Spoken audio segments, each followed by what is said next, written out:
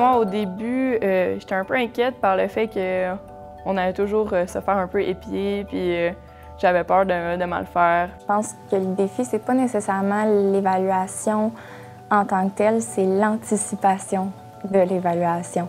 De trouver quelles étaient mes forces, quelles étaient mes faiblesses dans un milieu, c'est quelque chose qui était plus demandant pour moi.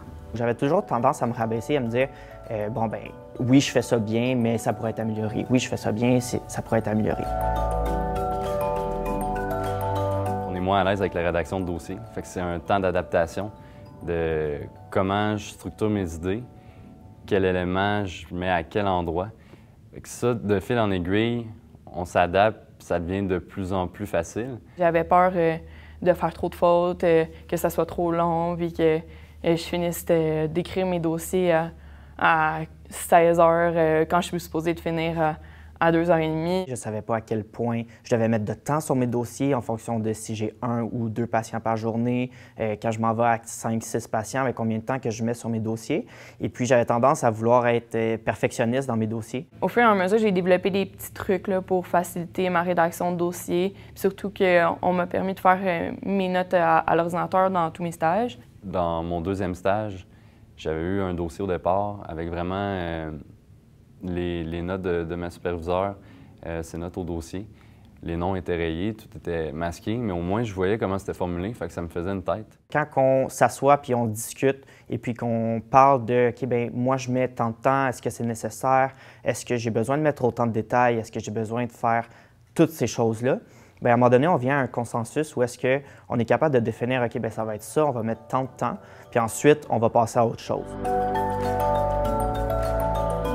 Des fois, il y a des choses qu'on voudrait dire à notre moniteur de stage par rapport à nos inquiétudes, qu'on n'est pas sûr de sa réaction des fois de l'avoir devant nous. Donc, c'est sûr que quand on fait le retour le lendemain par rapport au journal, qu'on a pris le temps de noter nos inquiétudes ou nos anticipations. Je sais que dans mon dernier stage, j'en avais énormément par rapport à mes compétences en pédiatrie. J'avais l'impression que je n'étais pas à la hauteur. Des fois, c'est dur, en fait, tout simplement de nommer ce que tu viens de vivre, puis aussi d'identifier, en fait, est-ce que c'est au niveau plus émotif, au niveau vraiment de la compétence, c'est quoi qui est venu jouer? Ça me permet de voir comme « Ah, finalement, j'ai pas trouvé ça si évident que ça », puis le mettre en écrit, puis que mon moniteur puisse le regarder.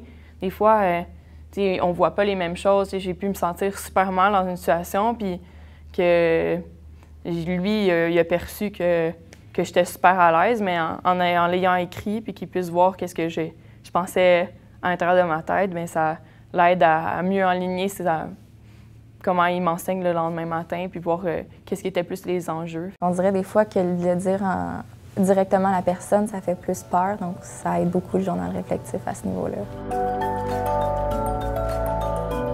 C'est vraiment d'aller chercher le plus de bagages possible, puis de se détacher de cette espèce de rapport-là qu'on a vis-à-vis de la performance, de « faut que j'aille les meilleures notes possibles, il faut que je sois tout le temps à mon top ». Oui, on est coté pour un stage. Supposons un stage 3, il faut atteindre une cote de 5 sur 9. Cette cote-là, c'est un passage, c'est pas une note de performance. Il ne faut pas viser le 6, le 7. Puis c'est normal qu'en cours de stage, moi j'avais toujours peur dans le cours de stage d'être à 2, à 3. Mais je me dis, si je suis à la mi-stage, s'il faut 5, c'est normal que 2,5. Je suis à la mi-stage, c'est la moitié de ce que je dois atteindre. Donc c'est de relativiser puis de se dire, c'est pas une mauvaise note que je vais avoir, c'est un cours d'apprentissage que je suis rendue à la moitié, je suis rendue à la moitié de mon stage, je suis sur la bonne voie. Il ne faut pas hésiter à communiquer avec notre superviseur. Si notre superviseur a une façon d'aborder des points faibles qu'on a qui nous rendent mal à l'aise ou qui sont pour nous des facteurs de contre-performance, il ne faut pas hésiter à en parler. D'avoir ma liste de questions, puis de pouvoir les poser à mon moniteur directement.